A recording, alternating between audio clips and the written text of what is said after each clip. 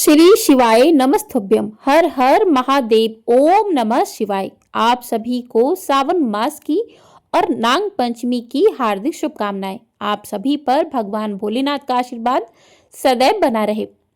आज की वीडियो में आप सुनेंगे सावन मास महात्म्य का अध्याय 19। प्रिय श्रोताओं, सावन मास की यह भक्ति से ओतप्रोत कथा श्रृंखला में आज 19वें दिन में प्रवेश कर चुके हैं। आज है मंगलवार, जो पवन पुत्र हनुमान, माता पार्वती और शक्ति के विग्रह स्वरूपों को समर्पित है।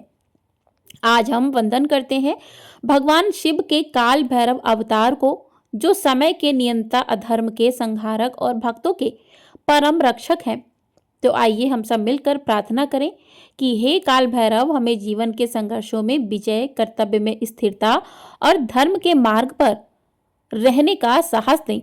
हे माँ पार्वती, हमारे जीवन में श्रद्धा, ममता और शक्ति का संचार करें, जिससे हम संतुलित और समर्पित बने रहें। हे बजरंगबली, हमारे भीतर भक्ति, वीरता और निस्वार्थ सेवा की लौ जलाएं। यदि कथा, व्रत या भावनाओं में कोई त्रुटि रह जाए तो हे प्रभु, उसे क्षमा करें और अपनी कृपा से हमें संतुलित मार्ग पर रखें। तो प्रिय श्रोताओं, अब सुनते हैं आज का अध्याय शुरू करने से पहले भगवान भोलेनाथ के श्री चरणों का ध्यान करते हैं। उसके बाद अध्याय को प्रारंभ करते हैं। तो प्रेम से बोलिए हर हर महादेव। आज के अध्याय में भगवान शिव देवी पार्वती से कह रहे हैं, हे पार्वती, श्राद्ध के विषय में कुछ जरूरी बातें बताऊंगा, ध्यान पूर्वक सुनो। पार्वती, सवेरे 3 मुहूर्त तक प्रातःकाल, फिर 3 मुहूर्त संगम काल, फिर 3 मुहूर्त मध्याह्न काल और उसके बाद 3 मुहूर्त अपराह्न काल होता है। इसके बाद 3 मुहूर्त तक सायं काल होता है। उसमें श्राद्ध नहीं करना चाहिए। कुश के अग्रभाग को दैव और मूल सहित अग्रभाग को पैतृक कहा गया है। उसमें अवलंबित कुशों को कूतुक माना गया है। श्राद्ध काल में शरीर, द्रव्य, स्त्री, भूमि, मन, मंत्र तथा ब्राह्मण, इन 7 वस्तुओं की शुद्धि पर विशेष ध्यान देना चाहिए। श्राद्ध में 3 वस्तुएं पवित्र मानी गई हैं: दोहित्र, कुतपकाल और तिल। 3 बातें प्रशंसा के योग्य कही गई हैं: शुद्धि, आक्रोध और उतावलेपन का अभाव। 7 प्रकार का धन शुद्ध माना गया है: श्रुत, शौर्य, तप, कन्या, शिष्य आदि कुल परंपरा तथा न्याय वृत्ति से जो भी प्राप्त हुआ हो। इनकी प्राप्ति के उपाय भी 7 प्रकार के हैं। पहला कृषि, दूसरा वाणिज्य से प्राप्त धन कुत्सित है, तीसरा शिल्पानुवृत्ति से मिले हुए धन को शुक्ल अर्थात उत्तम कहा गया है, चौथा किए हुए उपकार के बदले में प्राप्त किया हुआ धन शवल अर्थात मध्यम श्रेणी का बताया गया है, पांचवा सूद, छठा साहस और 7वां छल कपट से कमाए हुए धन को कृष्ण अर्थात अधम कहते हैं। अन्यान्योपार्जित धन से जो श्राद्ध किया जाता है, उससे चांडाल आदि योनियों में पड़े हुए लोगों की ही तृप्ति होती है। मनुष्य धरती पर जो अन्न बिखेरते हैं, उससे पिशाच योनि में पड़े हुए पितरों की तृप्ति होती है। स्नान के वस्त्र से धरती पर जो जल गिरता है, उससे नीच योनियों में पड़े हुए पूर्वजों की तृप्ति होती है। धरती पर जो सुगंधित जल की बूंदें पड़ती हैं, उससे देव योनि में आए हुए पितरों की तृप्ति होती है। पिंड उठाने पर जो अन्न के दाने पृथ्वी पर गिरते हैं, उनसे सम्मार्जन का जल पीने वाले विकिर नाम के पितर तृप्ति लाभ करते हैं। श्राद्ध भोजन करके ब्राह्मण लोग जो आचमन और कुल्ला करते हैं, उससे पशु योनि के पितर तृप्त हो जाते हैं। श्राद्ध में जो उत्तम माने गए हैं, ऐसे ब्राह्मणों का भी वर्णन करता हूँ। देवी, ध्यान पूर्वक सुनो। विशिष्ट, क्षोत्री, योगी, वेद बेता, नचिकेत, संगक, त्रिविध, अग्नियों का सेवन वाला अथवा आयंग भाव, यह पवते इत्यादि 3 अनुवाकों का अध्ययन और अनुष्ठान करने वाला, मधुवाता, त्रिता, यते इत्यादि 3 ऋचाओं का जप करने वाला, ब्रह्मेतु माम इत्यादि 3 अनुवाकों का अध्ययन और तत् संबंधी व्रत करने वाला, पुत्री का पुत्र, जमाता और भांजा पंचाग्नि कर्म में तत्पर, तपोनिष्ठ मामा, पिता, माता का भक्त, शिष्य, संबंधी, बंधु, बांधव, वेदार्थ का ज्ञाता और वक्ता, ब्रह्मचारी, सहस्त्रों का दान करने वाला तथा 100 वर्ष की आयु वाला पुरुष, ऐसे ब्राह्मण पंक्ति पावन जानने चाहिए। अपना भांजा या फिर भाई बंधु मूर्ख भी हो तो भी श्राद्ध में उनका त्याग कभी ना करें, उनको भी आमंत्रित करें। देव कर्म में ब्राह्मण की परीक्षा ना करें, किंतु श्राद्ध कर्म में यत्नपूर्वक ब्राह्मण की परीक्षा करें। जो चोर, पतित, नपुंसक और नास्तिक वृत्ति के ब्राह्मण हैं, उन्हें मनु जी ने यज्ञ और श्राद्ध में सम्मिलित करने का निषेध किया है। जो जटाधारी, वेदाध्ययन रहित, दुर्बल, धूर्त और शूद्रों के पुरोहित हों, उनका श्राद्ध कर्म में कभी पूजन न करें। वैद्य, वेतन लेकर देव पूजा करने वाले, मांस विक्रेता तथा व्यापार से अपनी जीविका चलाने वाले ब्राह्मण भी यज्ञ और श्राद्ध में त्याज्य हैं, अर्थात उन्हें भी श्राद्ध के लिए आमंत्रित ना करें। जो गवार, राजसेवक, बुरे नखों वाला, काले दांतों वाला, गुरु के प्रतिकूल आचरण करने वाला, अग्निहोत्र का त्यागी, सूदखोर, राज यक्ष्माकाय रोगी, पशुपालन की वृत्ति से जीने वाला, परिबत्ता अर्थात अपने बड़े भाई से पहले ही खुद विवाह करने वाला, निराकृति अर्थात किसी अंग से हीन ब्राह्मण, द्वेषी, परिबत्ती अर्थात परिबत्ता का बड़ा भाई, कुशीलव अर्थात नाचने गाने वाला, अपकीड़ा अर्थात धर्म से भ्रष्ट हुआ दुशील कान्हा, शूद्र जाति स्त्री से संबंध रखने वाला, उढरी का बेटा, जुआरी, शराबी, कोढ़ी, कलंकित, पाखंडी, रस बेचने वाला, धनुष बाण बनाने वाला, बड़ी बहन के अविवाहित रहते उसकी छोटी बहन से विवाह करने वाला, मित्रद्रोही, पुत्र से शिक्षा लेने वाला, मृगी का रोगी, घेंगे वाला, श्वेत कुष्ठी, चुगलखोर, उन्मादी, अंधा तथा वेद की निंदा करने वाला, यह सभी ब्राह्मण श्राद्धों में त्याग देने योग्य हैं। जल के प्रवाह को छिन्न भिन्न करने वाला अथवा उसे रोकने वाला, दूत कर्म करने वाला, वृक्षारोपण की वृत्ति से जीने वाला, कुत्ते से शिकार खेलने वाला, बाज पक्षी से जीविका चलाने वाला, कुमारी कन्या को कलंकित करने वाला, हिंसक शुद्ध वृत्ति से जीने वाला, आचारहीन, बहुत बड़े जन समुदाय की पुरोहित करने वाला, प्रतिदिन भीख मांगने वाला तथा मुर्दे ढोने वाला, ऐसे ब्राह्मण यत्नपूर्वक त्याज्य हैं।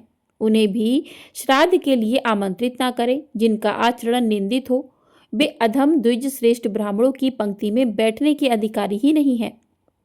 इसलिए विद्वान ब्राह्मण देवकार्य और पितृकार्य दोनों में पूर्वोक्त ब्राह्मणों को कभी सम्मिलित न करें। प्रत्येक मास में अमावस्या आने पर श्राद्ध करना चाहिए। अष्टिका तिथि, सूर्य ग्रहण, चंद्र ग्रहण, विश्व वियोग, ऐनारंभ के दिन तथा सामान्यतः सूर्य के प्रत्येक संक्रांति के दिन श्राद्ध करना चाहिए। कृष्ण पक्ष में आद्रा, मघा, रोहिणी आदि नक्षत्रों में श्राद्ध के योग्य द्रव्य और ब्राह्मणों का सहयोग प्राप्त होने पर तथा गज्या, व्यतिपात, भद्रा और वैदती योग में भी श्राद्ध करना चाहिए।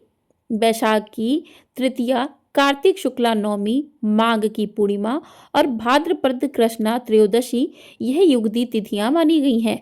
माघ मास की सप्तमी को भगवान सूर्य पहल रथ पर आरूढ़ हुए, इसलिए उसे रथ सप्तमी कहते हैं। आश्विन शुक्ला नवमी, कार्तिक की द्वादशी, चैत्र और भादों की तृतीया, फाल्गुनी की अमावस्या, पौष की एकादशी, आषाढ़ की दशमी, माघ की सप्तमी, सावन की कृष्णाष्टमी, आषाढ़, कार्तिक, फाल्गुन, चैत्र और ज्येष्ठ की पूर्णिमाएं यह मनवंतर की आदि तिथियां हैं जो दान के पुण्य को अक्षय करने वाली है। मनवंतर आदि तिथि में 12 प्रकार के श्राद्ध करने चाहिए। यह 12 प्रकार के श्राद्ध हैं: नित्य, नैमित्तिक, काम्य, वृद्धि श्राद्ध, सपिंडन श्राद्ध, पार्वण श्राद्ध, गोष्ठ श्राद्ध, शुद्धि श्राद्ध, कर्माग्र श्राद्ध, दैविक श्राद्ध, क्षया श्राद्ध और तुष्टि श्राद्ध। और इन सब में भी सांवत्सरिक अर्थात क्षया श्राद्ध श्रेष्ठ माना गया है। प्रतिदिन किए जाने वाले श्राद्ध को नित्य श्राद्ध कहते हैं। उसमें विष्णुदेव की पूजा नहीं की जाती। अगर अन्न से श्राद्ध करने की शक्ति ना हो तो केवल जल से भी नित्य श्राद्ध किया जाता है। एकोद्दिष्ट श्राद्ध का नाम नैमित्तिक श्राद्ध है। अभिष्ट वस्तु की सिद्धि के लिए कामना रखकर जो श्राद्ध किया जाता है उसे काम्य श्राद्ध कहते हैं। विवाह आदि उत्सवों के अवसर पर जो श्राद्ध करते हैं उसे वृद्धि श्राद्ध कहते हैं। यह समाना इत्यादि 2 मंत्रों के द्वारा किए जाने वाले श्राद्ध को सापिंडन कहते हैं। अमावस्या आदि पर्वों पर किए जाने वाले श्राद्ध को पार्वण कहते हैं। गौशाला में जो श्राद्ध किया जाता है वह गोष्ठ श्राद्ध होता है। पाप शुद्धि के लिए जो श्राद्ध करते हैं उसे शुद्धि श्राद्ध कहते हैं। गर्भाधान, सोमयाग, सिमतोन, नयन तथा पुष्पन आदि में जो श्राद्ध किया जाता है वह कर्माग्य श्राद्ध है। देवता के उद्देश्य से किए जाने वाले श्राद्ध को दैविक श्राद्ध कहते हैं। जो देशांतर में चला जाए उसकी दृष्टि के लिए घी से श्राद्ध करना चाहिए, इसे तुष्टि श्राद्ध कहते हैं। 12 महीनों पर जो श्राद्ध किया जाता है, जिसे आम भाषा में बरसी भी कहते हैं, उसे छया अथवा सांवत्सरिक श्राद्ध कहते हैं। जो वर्ष के अंत में छया के दिन पिता और माता का आदर पूर्वक श्राद्ध नहीं करते, उनकी की हुई पूजा को मैं ग्रहण नहीं करता। जो मनुष्य पिता की छया तिथि को ठीक ठीक नहीं जानता हो, उसे माघ अथवा मार्गशीर्ष की अमावस्या को सांवत्सरिक श्राद्ध करना चाहिए। अब भगवान शिव देवी पार्वती को श्राद्ध विधि के बारे में बता रहे हैं, जिसका वर्णन आप सभी अगले अध्याय में सुनेंगे। प्रेम से बोलिए हर हर महादेव। अब सुनिए भगवान शिव से जुड़ी एक सच्ची कहानी।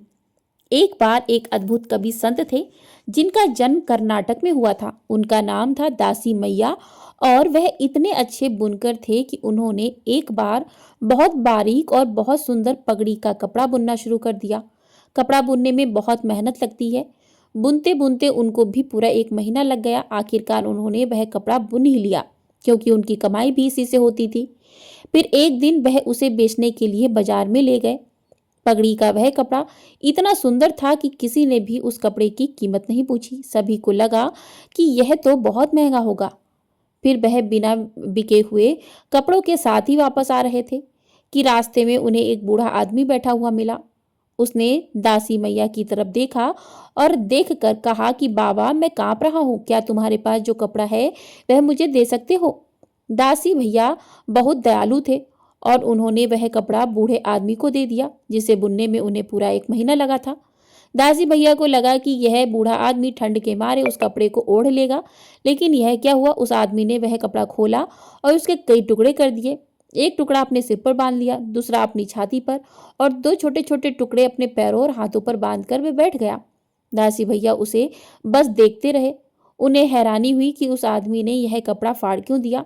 फिर अचानक से जब बूढ़े आदमी ने देखा कि दासी मैया उसे बहुत ध्यान से देख रहे हैं, तो उसने ही पूछा, क्या कोई दिक्कत है? तो दासी मैया कहने लगे, नहीं, बस यह कपड़ा तो आपका ही है, अब आप चाहें जो इसका करें। फिर दासी मैया उस बूढ़े आदमी को अपने घर पर खाना खिलाने के लिए लेकर गए, लेकिन उनके घर पर खाने के लिए कुछ भी नहीं था। घर पर आए हुए मेहमान को देखकर उनकी पत्नी बोली कि घर में तो इतना खाना भी नहीं है कि आप ही खा सकें, और आप अपने साथ एक मेहमान और ले आए। अब दासी मैया बड़े परेशान हो गए। महीनों की मेहनत करने के बाद वह जो कपड़ा बुनते, उससे बेचने के बाद जो भी रुपए मिलते, उन्हीं से उनका घर चला करता था, और आज उनकी मेहनत भी व्यर्थ गई थी। दासी मैया ने सोचा, घर पर आए हुए अतिथि का अपमान करना ठीक नहीं है। तब उन्होंने अपनी पत्नी से कहा कि तुम मेरा मत सोचो, मेरे साथ जो अतिथि आए हैं उनका पेट भरना जरूरी है, इसलिए घर में जो भी तिल फूल है उसे ही बनाकर ले आओ। अब भला देर किस बात की थी? भगवान भी अपने सच्चे भक्त को ज्यादा देर परेशानी में नहीं देख सकते। वह बूढ़ा आदमी और कोई नहीं बल्कि स्वयं भगवान शिव थे। उन्होंने दासी मैया की करुण हालत देखी तो वह अपने वास्तविक रूप में वहां प्रकट हो गए। फिर भगवान शिव ने एक मुट्ठी चावल उनके अनाज के बर्तन में डाल दिए। अब वह बर्तन अक्षय पात्र बन गया, यानी जिसका कभी अंत ना हो, जिसमें से जितना भी भोजन मांगो उतना मिलता ही रहे, कभी भोजन समाप्त ही ना हो। फिर तो उस बर्तन में रखा हुआ अनाज कभी खत्म ही नहीं हुआ, वह बर्तन कभी खाली ही नहीं हुआ। अब दासी मैया और उनकी पत्नी भगवान के चरणों में गिर पड़े। देखते ही देखते भगवान शिव वहां से अंतर्ध्यान हो गए। अब दासी मैया और उनकी पत्नी ने उस बर्तन से बहुत से लोगों की मदद की, यानी कि जो लोग भी भूखे होते, जिनके पास पैसे नहीं होते, उन्हें भरपेट भोजन कराते और खुद भी उससे ही भोजन करने लगे। इसलिए भोलेनाथ को पाने के लिए कुछ ज्यादा मेहनत करने की भी जरूरत नहीं पड़ती। बस भोले बाबा के प्रति मन में सच्ची श्रद्धा होनी चाहिए, विश्वास होना चाहिए और आपका मन सही होना चाहिए। जय भोलेनाथ, हर हर महादेव। आज के अध्याय में बस इतना ही। इसके आगे का अध्याय, इसके आगे का वृत्तांत आप लोग अगले अध्याय में सुनिएगा। प्रेम से बोलिए हर हर महादेव। ओम नमः शिवाय। अब सुनिए भगवान शिव जी की आरती। ओम जय शिव ओमकारा, प्रभु हर शिव ओमकारा, ब्रह्मा विष्णु सदा शिव अर्धांगी धारा। ओम जय शिव ओमकारा, एकानन चतुरानन पंचानन राजे, स्वामी पंचानन राजे। हंसानन गरुड़ासन वृषवाहन साजे। ओम जय शिव ओमकारा, दो भुज चार चतुर्भुज, दस भुज अति सोहे, स्वामी दस भुज अति सोहे। त्रिगुण रूप निरुखता, त्रिभुवन जन मोहे। ओम जय शिव ओमकारा, अक्षमाला बनमाला मुंडमाला धारी, स्वामी मुंडमाला धारी। चंदन मृग मद सोहे, भाले शशिधारी।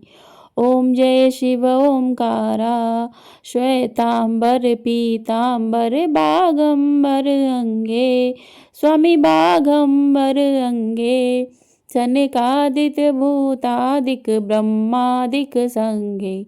ओम जय शिव ओमकारा, करके मध्य कमंडल चक्र त्रिशूल धरिता, जग हरिता जग भरिता, जग पालन करता। ओम जय शिव ओमकारा, ब्रह्मा विष्णु सदा शिव जानत अविवेका, प्रणवाक्षर के मध्य ये तीनों एका। ओम जय शिव ओमकारा, काशी में विश्वनाथ विराजत, नंदनी ब्रह्मचारी, नितुट भोग लगावत, महिमा अति भारी। ओम जय शिव ओमकारा, त्रिगुण शिव जी की आरती, जो कोई नर गावे, कहत शिवानंद स्वामी सुख संपत्ति पावे। ओम जय शिव ओमकारा, ओम जय शिव ओमकारा, प्रभु हर शिव ओमकारा, ब्रह्मा विष्णु सदा शिव अर्धांगी धारा। ओम जय शिव ओमकारा, हर हर महादेव। ओम नमः शिवाय। श्री शिवाय नमस्तुभ्यम। हर हर महादेव। तो प्रिय श्रोताओं, इस प्रकार से आज की कथा और भगवान शिव की आरती पूर्ण हुई। आपको वीडियो पसंद आई हो, वीडियो को लाइक अवश्य कर दिया कीजिए। आपके लाइक हमारे लिए बहुत अधिक महत्वपूर्ण होते हैं। चैनल पर नए हैं तो चैनल को सब्सक्राइब भी कर लिया कीजिए। आपको हमारे चैनल पर सभी कथाएं सुनाई जाती हैं सावन मास की। सावन में क्या करना चाहिए, क्या नहीं करना चाहिए, ये सभी वीडियो हमारे चैनल पर हैं, तो आप लोग जाकर देख सकते हैं। और चैनल पर नए हैं तो सब्सक्राइब कर लीजिएगा, जिससे आपको आने वाली सभी वीडियो समय से प्राप्त हो सकें। और आपको ये वीडियो पसंद आई हो, कमेंट बॉक्स में हर हर महादेव अवश्य लिखिएगा। हर हर महादेव।